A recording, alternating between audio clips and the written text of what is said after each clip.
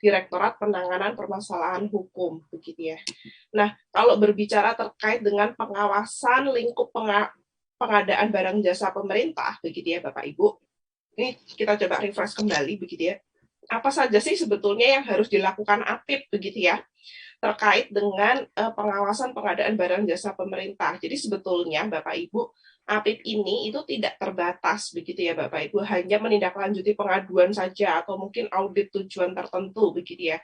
Tapi kalau kita baca lagi di Perpres begitu ya Bapak Ibu, di pasal 76-nya sebetulnya ruang lingkup yang harus dilakukan oleh APIP dalam rangka pengawasan pengadaan barang jasa pemerintah ini meliputi 6 aspek begitu ya Bapak Ibu. Pertama, ya tentu nomor 1 begitu ya, bahwa output dari pengadaan tersebut harus memiliki nilai manfaat dan dipergunakan sebesar-besarnya begitu ya. Nah, itu kan memang tujuan dari pengadaan ya, bahwa di mana sebetulnya kalau kita berbicara terkait dengan proses pengadaan barang jasa pemerintah begitu ya, pengadaan ini harus menjawab kebutuhan begitu ya. Menjawabnya kebutuhan ya Bapak Ibu, tolong di highlight, bukan menjawab keinginan begitu ya. Yang diharapkan itu menjawab kebutuhan. Jadi kalau seandainya kebutuhannya itu tidak terpenuhi begitu ya, ya artinya pengadaan tersebut belum memenuhi nilai manfaat yang sebesar-besarnya. Kan tujuannya kenapa kita mengadakan, supaya barang tersebut atau mungkin supaya infrastruktur tersebut digunakan.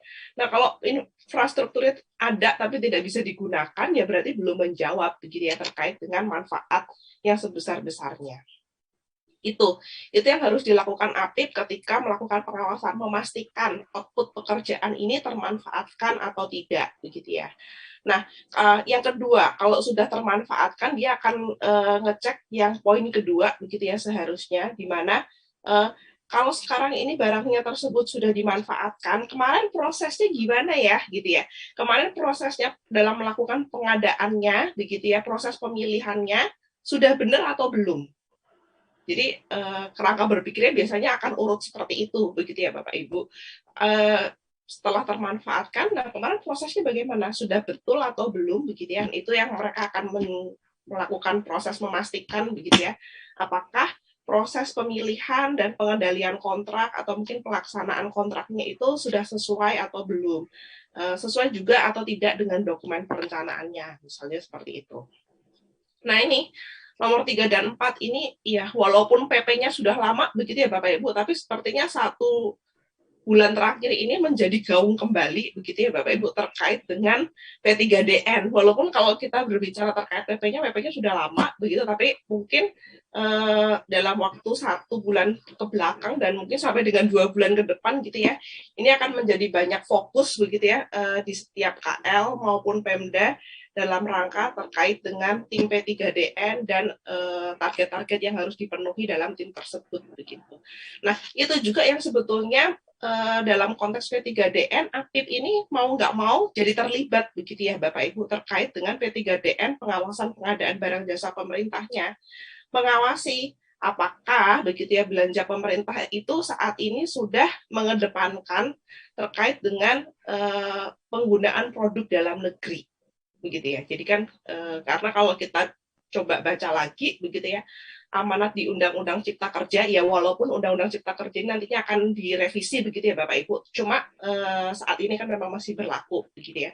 Undang-Undang Cipta Kerja maupun Perpres terkait dengan pengadaan barang jasa saat ini tertulis dengan tegas begitu ya, mengamanatkan bahwa untuk 40% belanja pengadaan barang jasa pemerintah itu difokuskan begitu ya, untuk mengedepankan penggunaan produk dalam negeri dan khususnya UMK begitu ya. Jadi kebayang ya kalau kita berbicara terkait dengan 40% belanja pemerintah begitu ya, itu berfokus kepada UMK dan PDN, 40% itu jadi banyak banget begitu ya Bapak Ibu. Karena selama ini yang bisa kita hitung PKDN-nya yang barang begitu ya. Nah, kalau yang nggak barang gimana begitu ya. Nah, nanti sebetulnya kalau nanti ada pembahasan khusus terkait dengan P3DN, sebetulnya saat ini sudah ada mekanisme untuk menghitung begitu ya, berapa nilai TKDN untuk paket pekerjaan konstruksinya. Karena balik lagi, tadi kalau konstruksi itu dikeluarkan begitu ya, tidak dihitung nilai TKDN-nya untuk mencapai angka 40% itu terlalu sulit begitu ya Bapak Ibu, kalau hanya dikejar dari komponen barang. Nah, makanya terlepas dari itu sekarang kita juga sudah menghitung begitu ya, bagaimana menghitung ketercapaian angka TKDN dalam salah satu proyek konstruksi begitu Bapak Ibu. Nanti mungkin ada tim yang bisa menjelaskan lebih detail begitu ya terkait dengan bagaimana nih, karena kalau seandainya belanja di KL Pemda gitu ya, hanya mengandalkan belanja barangnya saja untuk memenuhi angka 40% tersebut itu terlalu susah begitu ya Bapak Ibu. Nah, karena terlalu susah ini banyak yang akhirnya nggak tercapai kalau hanya kita menghitung nilai dari belanja barang. Nah, makanya ada lagi perhitungan untuk menghitung bagaimana menghitung besaran TKDN pekerjaannya konstruksi. Tadi nih, jadi 3-4 itu bagaimana penggunaan produk dalam negerinya, nomor 5-nya itu pencadangannya. Jadi 3, 4, 5 biasanya auditnya bebarengan, begitu ya Bapak Ibu, memastikan apakah 40%-nya itu tercapai atau tidak, begitu ya. Karena satu kesatuan, begitu ya Bapak Ibu. Lalu apakah sudah mendukung, ya kalau ini kan sifatnya mendukung ya, proses pengadaannya itu sudah mendukung pengadaan yang berkelanjutan atau belum, misalnya seperti itu. Nah, seluruh instrumen yang sudah dilakukan APIP dalam ke-6 ruang lingkup ini, gitu Bapak Ibu, akan digunakan sebagai alat pengendalian, begitu. Jadi untuk melihat, ini bukan untuk menjadi temuan sebetulnya ya Bapak Ibu, untuk melakukan proses pengendalian. Jadi apa yang harus menjadi titik berat lagi yang harus dilakukan oleh Pokja atau PPK atau bahkan mungkin user begitu ya Bapak Ibu setelah melihat potretnya itu seperti ini misalnya kayak gitu. Jadi bukan untuk temuan sebetulnya, tapi lebih ke instrumen pengendaliannya gitu. Nah, mungkin sedikit ya terkait dengan P3DN dalam PBJ begitu ya. Tadi saya sudah singgung terkait dengan tujuan begitu ya. Kalau kita lihat sebetulnya P3DN ini tidak serta-merta yang diacu nantinya jadi Perpres PBJ begitu ya Bapak Ibu, karena Bapak Ibu otomatis akan bersinggungan dengan PP 29 tahun 2018 begitu ya. Nah, itu mungkin nanti yang harus juga dibaca. Karena sudah sampai sebesar ini dan setinggi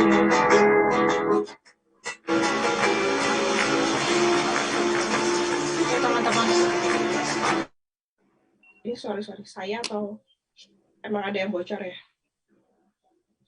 Oke. Lanjut Bu. Oh iya. Lanjut ya Pak, maaf. Nah, apa sih pemenuhannya begitu ya? Nah, untuk barang begitu ya Bapak Ibu, untuk barang apabila nilai TKDN dan BMP-nya itu mencapai angka paling sedikitnya 40%, begitu ya Bapak Ibu, maka penggunaan produk dalam negeri dalam PBJP diwajibkan. Jadi kalau memang sudah ada produk yang memenuhi, begitu ya Bapak Ibu, TKDN plus BMP-nya itu mencapai angka 40%, berarti ya mau nggak mau harus membeli produk tersebut, begitu ya Bapak Ibu. Itu untuk yang sifatnya produk. Tapi kalau misalnya untuk barang begitu yang memang nilai TKDN-nya itu belum mencapai 40%, tapi sudah 25%, nanti biasanya akan dilakukan dalam tender ini ya, misalnya dalam tender akan diperhitungkan nilai preferensinya, begitu Bapak Ibu. Nah, peran APIP apa? Gitu ya, peran APIP ini memastikan begitu ya, bahwa pemenuhannya itu terjadi, mengedepankan produk PDN-nya itu terjadi, begitu ya Bapak Ibu, dan memastikan tadi nih, apakah preferensi harga ini diberlakukan atau tidak, begitu ya, ataukah untuk produk yang spesifikasinya itu sesuai dengan produk lain, misalnya yang sudah memiliki angka TKDN plus BMP-nya 40%, begitu ya Bapak Ibu, itu digunakan atau tidak, begitu ya. Nah, ini sebetulnya yang diharapkan, begitu ya Bapak Ibu. Nah, kalau ini saat ini kondisinya memang benar-benar masif, begitu ya Bapak Ibu. Bukan hanya APIP nih yang diminta untuk menyoroti, begitu ya, tapi ya kepolisian, kejaksaan, auditor, BPK itu juga, BPKP sedang diminta semua oleh Presiden untuk sama-sama, gitu ya, menyoroti apakah kebijakan ini diberlakukan atau tidak pelaksanaannya di KL maupun Pemda. Jadi ya refresh kembali saja begitu ya Bapak Ibu, bahwa memang ada konteks-konteks yang seperti ini. Kenapa begitu ya? Karena ini ternyata terlepas dari Perpres 16 begitu Bapak Ibu, di PP 29 ini ternyata mengandung sanksi begitu ya Bapak Ibu, di mana ternyata, nah ini repotnya ini di sini sebetulnya Bapak Ibu, pejabat pengadaan barang jasa, jadi artinya mungkin Jakung PBJ ya gitu ya, itu apabila tidak mengedepankan terkait dengan memprioritaskan penggunaan produk dalam negerinya akan kena sanksi begitu Bapak Ibu, baik itu sanksi administratif, dikenakan sanksinya administratif ya kalau untuk pejabat, peringatan tertulis, denda administratif, atau penghentian dari jabatan pengadaan barang jasa pemerintah begitu ya. Jadi terlepas dari konteks PBJ, ternyata ada juga nih aturan lain yang bisa menjerat begitu ya kepada Bapak Ibu, di mana di sini pelaku pengadaan barang jasa pemerintah. Kita lihat seberapa besar sih sanksi dendanya begitu ya Bapak Ibu. Nah ini ternyata Bapak Ibu, denda administratif yang akan dikenakan besarannya 1% dari nilai kontrak. Nah ini kan gede banget ya, berarti kalau kita bicara terkait dengan 1% dari nilai kontrak, itu gede banget. Bahkan mungkin kalau kita bilang honor atau mungkin gaji PPK sama gaji PP Pokja aja nggak sampai begitu ya kalau untuk harus dikenai denda administratif yang besarnya bayarnya 1% dari nilai kontrak. Apalagi sekarang udah Jakung gitu ya, kontrak ya paket yang dihandle itu banyak. Kalau kita ngomong 1% dari nilai total kontrak yang dihandle misalnya begitu ya, yang tidak memprioritaskan penggunaan produk dalam negeri, itu angkanya gede banget begitu ya Bapak Ibu. Nah ini refresh aja lagi begitu ya Bapak Ibu, supaya ke depan begitu Bapak Ibu jauh lebih concern lagi begitu ya, karena sekarang ini kan kebetulan kalau mungkin kemarin-kemarin belum masif ya Bapak Ibu, belum masif digalakkan terkait dengan P3DN. Nah saat ini kan sekarang sudah masif nih Bapak Ibu, jadi juga Bapak Ibu supaya berhati-hati begitu ya, supaya ya kalau harus bayar sudah segini gede banget nilainya gitu ya Bapak Ibu. Lanjut. Nah, itu tadi terkait dengan lingkup pengawasan begitu ya Bapak Ibu, yang mau nggak mau ketika sudah berkecimpung dalam konteks pengadaan barang jasa pemerintah begitu ya, yaitu lingkup yang akan selalu diawasi APIP sesuai dengan Perpres begitu. Nah, sekarang sebenarnya kita akan diskusi juga begitu terkait dengan pengaduan masyarakat Bapak Ibu. Nah, kalau pengaduan masyarakat ini sebetulnya garisnya jelas begitu ya Bapak Ibu, bahwa di Perpres sendiri baik masyarakat yang mengadukan maupun APH begitu ya, yang menerima pengaduan dari masyarakat begitu ya, diminta untuk menyampaikan pengaduan tersebut kepada APIP gitu ya. Nah, kapan aduan tersebut itu dapat ditindaklanjuti oleh APIP ya, ketika pengaduannya itu disertai dengan bukti yang faktual, kredibel, dan otentik. Jadi ini tuh melekat ya Bapak Ibu gitu ya. Jadi kalau kita ngomong surat kaleng gitu ya, surat kaleng itu tidak termasuk pengaduan. Ya karena apa? Surat kaleng itu tidak disertai bukti yang faktual, kredibel, dan otentik begitu ya. Jadi yang dimaksud dengan pengaduan yaitu pengaduan yang disertai dengan bukti yang faktual, kredibel, dan otentik begitu ya. Dan ini garisnya jelas masyarakat dan APH. Jadi sebetulnya APH pun ketika menerima pengaduan masyarakat gitu ya, harusnya pertama kali dia akan eskalasi ke APIP. Tapi prakteknya apa? Begitu ya. Prakteknya ya kadang APH masih aja manggil gitu ya Bapak Ibu ya. Prakteknya masih aja, masih banyak gitu ya. APH ini manggil-manggil aja begitu. Nah, ketika APH ini manggil-manggil saja itu kapan sih diperkenankannya? Biasanya karena mereka itu punya undang-undang sendiri begitu ya terkait dengan proses operasionalnya mereka. Batasnya sebetulnya sebelum dilakukan pembayaran itu masih ranahnya APIP begitu ya Bapak Ibu. Tapi setelah FHO mau nggak mau yaitu emang APH bisa masuk kapanpun begitu ya konteksnya. Nah, itu yang sebetulnya menjadi titik apa ya, tolak ukur kita begitu ya, atau mungkin itu yang menjadi titik pemberat dari seluruh Jakung. Seandainya APIP ini begitu ya Bapak Ibu, seandainya APIP ini itu bisa berdaya maksimal begitu ya, bisa melakukan tugasnya secara maksimal begitu ya, harusnya semua masalah ini selesai sebelum kita FHO begitu ya. Karena apa? Kalau kita lihat lagi sebetulnya apakah inspektorat ini hanya bisa terlibat di ujung gitu ya. Karena kalau dari sistem sebetulnya kapanpun dibutuhkan, begitu ya, inspektorat ini bisa masuk ke sistem kok kapan saja, bahkan di saat proses. Jadi emang konsepnya sekarang sudah bukan post audit, begitu ya Bapak Ibu, tapi sebetulnya sudah bisa melihat setiap tahapan proses pengadaan yang ada, begitu ya. Jadi harusnya APIP-nya sendiri itu kalau seandainya berdaya bisa mengurangi sekitar 50% dari permasalahan pengadaan barang jasa. Karena apa? Karena semuanya nanti akan diselesaikan masalahnya secara perdata, begitu ya. Ya kalau kurang proses atau mungkin secara administratif aja begitu ya. Kalau mungkin prosedurnya salah diperbaiki, syaratnya salah mungkin bisa tender ulang, begitu ya Bapak Ibu. Nah, kalau seandainya APIP itu menindaklanjutinya dengan benar, itu harusnya semua masalah ke APH itu berkurang. Harapannya begitu ya Bapak Ibu.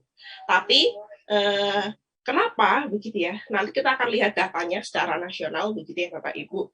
Kenapa kok masih banyak ternyata APH ini tuh yang memang belum langsung mau manggil-manggil aja ya, karena ternyata setelah kita lihat datanya begitu ya, nanti kita akan lihat datanya, data tahunannya, memang jumlah APIP yang menindaklanjuti pengaduan ini sangat kecil begitu ya Bapak Ibu. Jadi pantas saja begitu ya ketika mungkin masyarakat atau siapapun itu melakukan pengaduan dan tidak ditindaklanjuti, ya dia cari kanal apapun begitu ya Bapak Ibu. Kanal apapun yang bisa memfasilitasi pengaduannya dia begitu. Nah, alurnya harusnya nanti APIP akan melaporkan hasilnya kepada pimpinan instansi, dan apabila diyakini adanya indikasi KKN, wajib diteruskan kepada instansi yang berwenang, yaitu APH. Begitu, Bapak Ibu. Jadi, alurnya sudah seperti ini. Oke, nah, seputar pengaduan, begitu ya, Bapak Ibu. Sebetulnya yang paling sering diadukan tuh apa sih? Aduan ini kan sebetulnya ya mirip-mirip kayak sanggah lah ya, mirip-mirip kayak sanggah, cuma karena jumlahnya banyak, jadi cukup mengganggu. Konteksnya kan begitu ya Bapak Ibu. Ya walaupun mereka mengadunya itu tetap aja ke APIP, begitu ya, tapi mau nggak mau gitu ya, mau nggak mau ketika APIP menindaklanjuti pengaduan tersebut, begitu ya, Pokja ujung-ujungnya juga dipanggil-panggil lagi, begitu ya. Karena kenapa?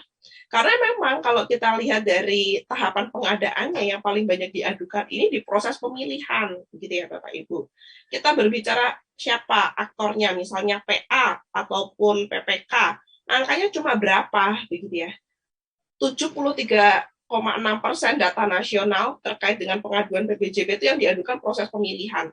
Jadi objek teradunya mau nggak mau jadinya Pokja ataupun pejabat pengadaan, begitu Bapak Ibu.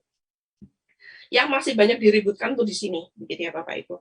Tapi kalau kita lihat lagi nilainya, justru yang banyak diributkan tuh nilai-nilai kecil, begitu ya Bapak Ibu. Bahkan ini kalau kita ngomong di bawah 2,5 miliar. Kalau kita ngomong usaha kecil sampai dengan 15 miliar, bahkan sebetulnya kalau kita total lagi, dia udah angka 80% sendiri. Jadi sebetulnya yang masih ribet, begitu ya, itu ketika kita menghandle paket-paket kecil. Jadi mungkin kalau Bapak Ibu di sini Pokja ya bisa concern gitu ya. Yang masih banyak diributkan itu paket-paket kecil di proses pemilihan, pengadaannya jenisnya apa, begitu ya. Sorry, sebentar. Pengadaannya jenisnya yang masih banyak diributkan ini di pekerjaan konstruksi. Gitu ya.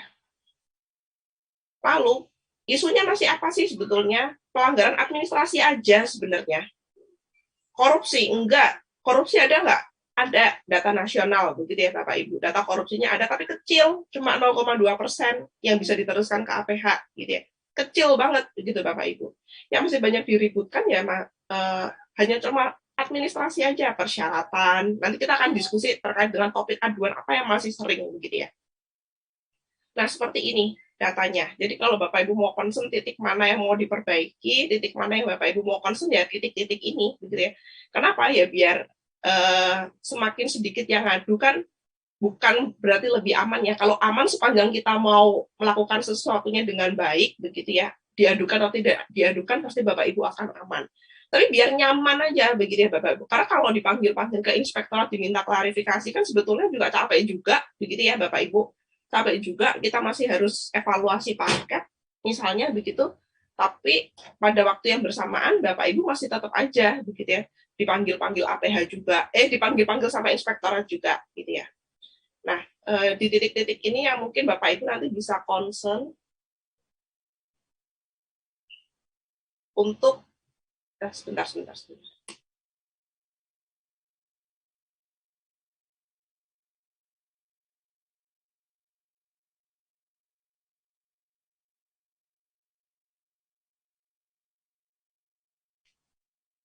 Nah, mungkin itu. Lanjut, siapa sih sebetulnya yang paling banyak ngadu gitu ya? Masyarakat atau pelaku usaha yang sebenarnya kalah gitu ya? Kalau kita lihat datanya mirip begitu Bapak Ibu. Enggak deh, masih tetap lebih banyak pelaku usaha ya, pelaku usaha. Jadi sebetulnya pelaku usaha ini masih banyak banget yang kerjaannya ngadu gitu ya Bapak Ibu. Mau suka gak suka bisa ngomong begitu karena emang datanya prakteknya begitu. Justru masyarakat yang ngadu tuh berapa sih? Di luar dari 63%. Asumsinya kita ada LSM, perorangan, dan lainnya ini kita anggap masyarakat ya. Itu tuh cuma 30 sekian persen. Jadi sebetulnya kalau memang mau kita proses pembinaan penyediaannya itu benar gitu ya, itu bisa menyelesaikan persoalan 60% ini. Mungkin kita ada program gitu ya untuk pelaku pembinaan kepada penyedia misalnya begitu, itu bisa menekan angka 60% ini. Nah, tapi kalau kita lihat kualitas aduannya gitu ya, kualitas aduannya itu siapa sebetulnya yang advance gitu ya. Yang advance ya memang mau nggak mau di sini mirip begitu ya, LSM maupun pelaku usaha kita menduduki angka yang sama begitu, di mana kualitasnya dia itu baik begitu ya Bapak Ibu, di mana kalau kita terima 100% dari aduan mereka itu kita bisa eskalasi sekitar 50%. Jadi yang kita kesampahkan itu separuhnya gitu ya. Karena kalau kita lihat persentase perorangan dan lainnya jauh lebih sampah lagi isinya begitu ya Bapak Ibu, karena tidak didukung tadi, tidak didukung bukti yang faktual, kredibel dan otentik. Jadi kalau kita ngomong pinteran mana sih LSM sama pelaku usaha gitu ya, pinteran pelaku usaha dong biasanya gitu ya, karena memang mereka ngadunya udah pakai bukti-bukti yang ada dari SPSE. Tapi kalau kita datanya ya enggak, sekarang ini masyarakat sipil pemerhati PBJ juga udah jadi banyak begitu ya Bapak Ibu. Nyatanya kualitas aduan mereka juga semakin kesini semakin lebih baik gitu. Bahkan sebetulnya lebih baik mereka dibandingkan pelaku usaha. Karena kalau pelaku usaha ini kan sifatnya ya lebih karena mereka itu nggak jadi menang begitu ya, atau mereka ini nggak menang jadi mereka mencari-cari celah begitu untuk membatalkan paket tersebut misalnya. Nah, kalau trennya begitu ya, trennya ini sebetulnya lebih mirip juga sih kalau kita lihat dengan tren pelaksanaan tender begitu ya Bapak Ibu, bahwa sebetulnya angka bulan-bulan krusialnya itu ya sekitar Juli sampai dengan Oktober. Ini yang pengaduannya memang benar-benar banyak begitu ya Bapak Ibu. Ini kurvanya sama, hampir mirip Bapak Ibu. Jadi sebetulnya pengaduan itu traffic tertingginya itu di semester 2. Jadi kalau semester 1 ya lebih sedikit pengaduannya. Nah, tadi gitu ya. Kenapa sih pertanyaannya begitu ya, sebetulnya harus kita clearkan bareng-bareng begitu ya. Kenapa sih sebetulnya APH sampai dengan hari ini begitu ya masih suka manggil-manggil pelaku pengadaan langsung, kok nggak lewat APIP, atau bahkan kok nggak diklarifikasi sama APIP, nggak dieskalasi sama APIP, ya karena trennya seperti ini, begitu Bapak Ibu ya. Kalau kita lihat, begitu ya Bapak Ibu, APIP yang tidak menindaklanjuti itu masih banyak, begitu dibandingkan dengan APIP yang menindaklanjuti, begitu ya Pak Ibu. Jadi kalau kita lihat bahkan untuk paketnya, kalau kita lihat ini per organisasinya ya, tapi kalau lihat per paketnya, paket yang ditindaklanjuti jauh lebih kecil daripada paket yang ditindaklanjuti.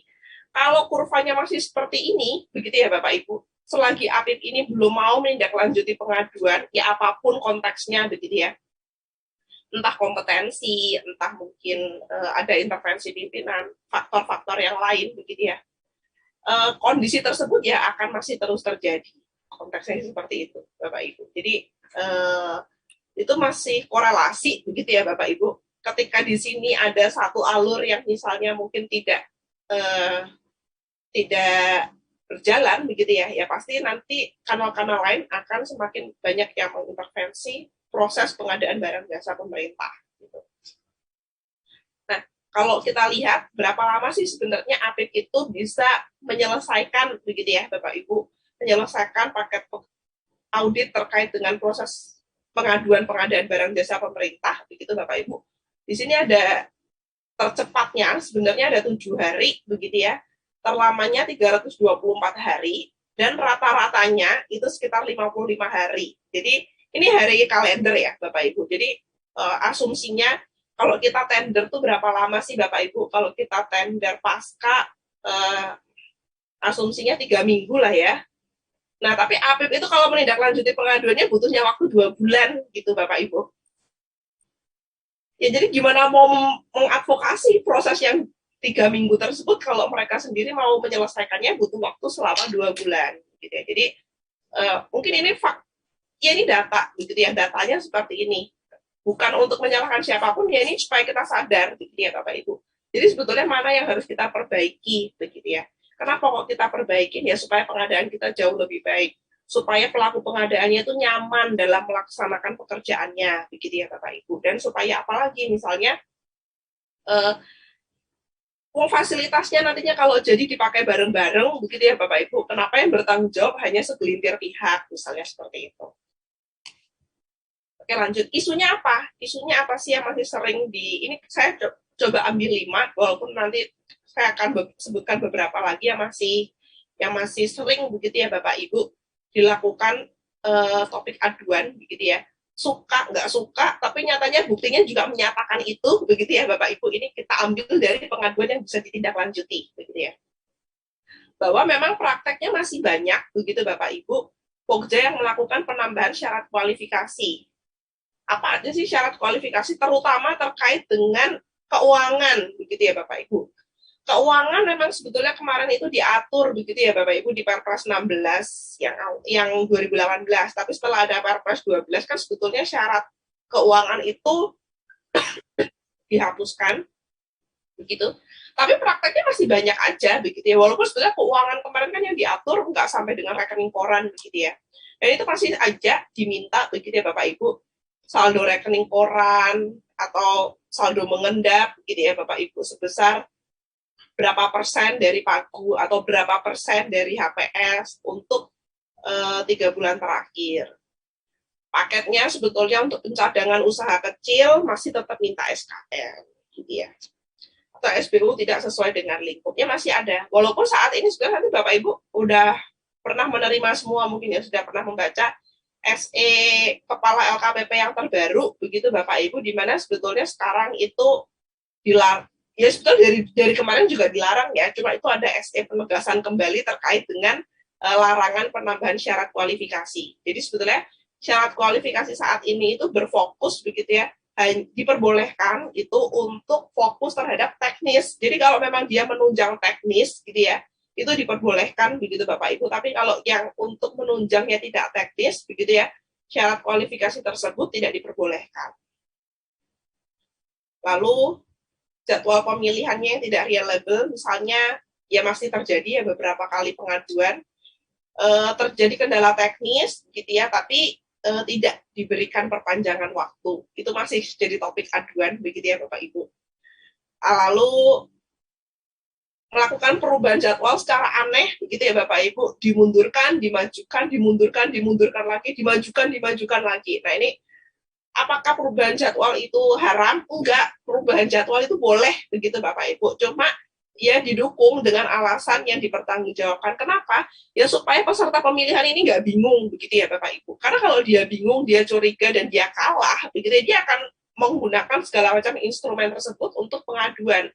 Yang walaupun terbukti atau enggak, misalnya belum tentu terbukti juga, begitu ya. Cuma ya jadi membuka celah orang-orang, begitu saja sih, konteksnya seperti itu. Lalu evaluasi tidak sesuai ketentuan ini masih banyak banget ya, yang dia 40% atau dia 25% tidak diberikan preferensi, tidak dipilih, gitu ya. Menggugurkan penawaran dengan spesifikasi yang lebih tinggi, jadi pokjanya masih ada, gitu ya, yang saklek bahwa spesifikasi itu harus sama persis, begitu Bapak Ibu. Yang lebih tinggi tidak mau diterima. Tidak mengajukan uji forensik terhadap penawaran yang tidak dapat dibuka. Evaluasinya post bidding, ada kriteria yang tidak diatur di dokumen pemilihan tapi dipersyaratkan, begitu ya, saat proses evaluasi. kurang detailnya. Bahkan ini juga banyak ya Bapak Ibu yang masih diadukan. Ya karena kenapa sih kok saya tuh nggak lulus begitu ya? Tertulisnya di SPSE hanya tertulis bahwa tidak memenuhi persyaratan administrasi.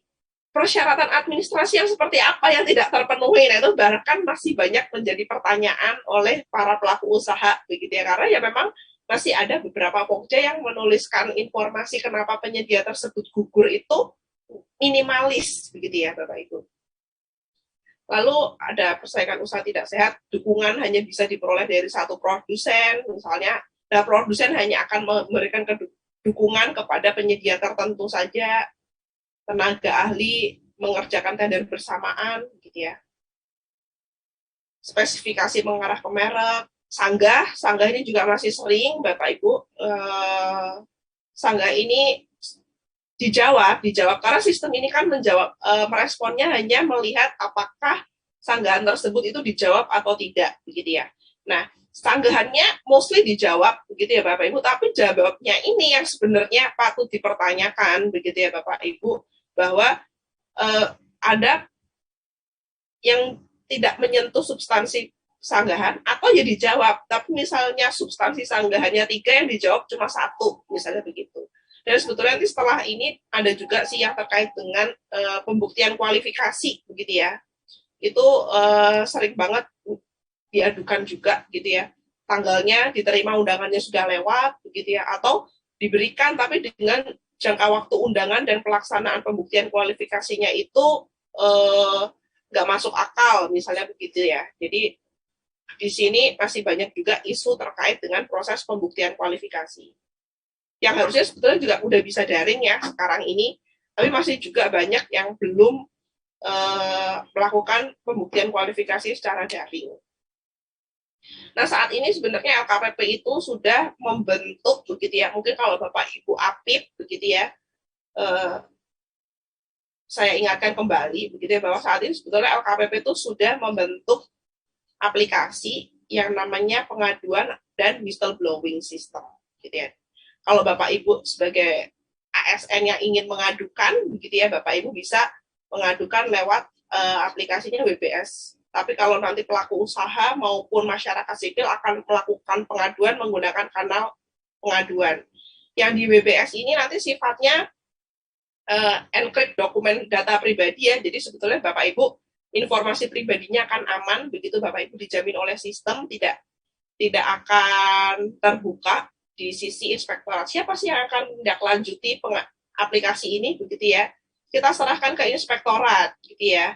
Jadi LKPP hanya sebagai penyedia platform. Oh tentu tidak begitu ya Bapak Ibu. Karena saat ini di aplikasinya ini kita menyediakan fitur konsultasi. Jadi jangan lagi ada APIP yang tidak menindaklanjuti pengaduan. Asumsinya kami seperti itu begitu ya Bapak Ibu. Karena di situ kita standby di setiap harinya, begitu ya Bapak Ibu, kita standby untuk menjawab apapun persoalan APIP terkait dengan menindaklanjuti pengaduan, diperbolehkan menggunakan fitur konsultasi yang ada di aplikasi ini, begitu Bapak Ibu. Jadi sebetulnya terbuka, jadi sebetulnya supaya apa tadi ya, supaya responnya APIP itu lebih cepat, supaya APIP ini menindaklanjuti pengaduan, mengurangi permasalahan, begitu ya, kita juga support kepada seluruh APIP untuk kapanpun begitu ya, kapanpun mau diskusi terkait dengan tindak lanjut pengaduan melalui portal webnya kita fasilitasi gitu Bapak Ibu. Nah, seperti apa sih before dan afternya menggunakan aplikasi begitu ya Bapak Ibu? Ini sedikit refresh aja. Yang kiri ini sebelum dan yang kanan ini sesudah begitu ya Bapak Ibu. Karena kemudahan, jadi lebih banyak begitu pengaduan yang bisa masuk, pengadunya juga semakin terbuka luas, begitu ya Bapak Ibu. Tapi jangan dianggap ini menjadi ancaman ya bagi pelaku pengelola, karena nanti kita akan lihat lagi datanya, begitu ya, bahwa ini tuh bukan ancaman kok Bapak Ibu, gitu ya. Bahwa ini perbandingan efektivitas pengaduannya, begitu ya. Kalau zaman dulu sebetulnya pengaduannya itu relatif banyak sampah ya, karena tadi ya aplikasi semuanya manual, siapapun bisa ngadu, jadi lebih banyak tidak bisa ditindaklanjuti begitu Bapak Ibu. Nah, ketika sudah menggunakan sistem ini, jauh lebih banyak pengaduan yang lebih berkualitas, begitu ya Bapak Ibu. Jadi seandainya Bapak Ibu diklarifikasi, setidaknya untuk hal-hal yang lebih substansi, gitu ya Bapak Ibu. Kenapa? Ya karena di dalam aplikasinya kami, di situ sudah terintegrasi dengan portal pengadaan nasional. Jadi data-data sudah bisa langsung diagregat dari data portal pengadaan nasional, begitu ya Bapak Ibu. Jadi sudah memanfaatkan data yang ada di SPSK-nya masing-masing, nggak mungkin salah kamar, nggak mungkin salah informasi, pun kalau salah informasi berarti sudah terkolak lewat sistem, begitu ya Bapak Ibu. Kalau tidak ada bukti dukungnya tidak dilanjutkan, misalnya seperti itu. Jadi secara umum begitu ya, paket yang ditindaklanjuti oleh APIP harusnya semakin berkualitas. Jadi APIP bisa concern terhadap paket-paket yang memang memenuhi kriteria untuk dilanjutkan proses pengaduannya dibanding yang tidak. Gitu, itu. Tapi kalau kita lihat secara diagram pie-nya, concern-nya masih mirip begitu ya Bapak Ibu, 2 tahun terakhir yang diributkan masih paket kecil, masih konstruksi, isunya masih proses pemilihan, topik objek pengaduannya ini masih pengaduan ini, sorry typo, pengaduannya ini masih administrasi juga, begitu Bapak Ibu. Trennya ini mirip, kita lebih sama. Nah ini.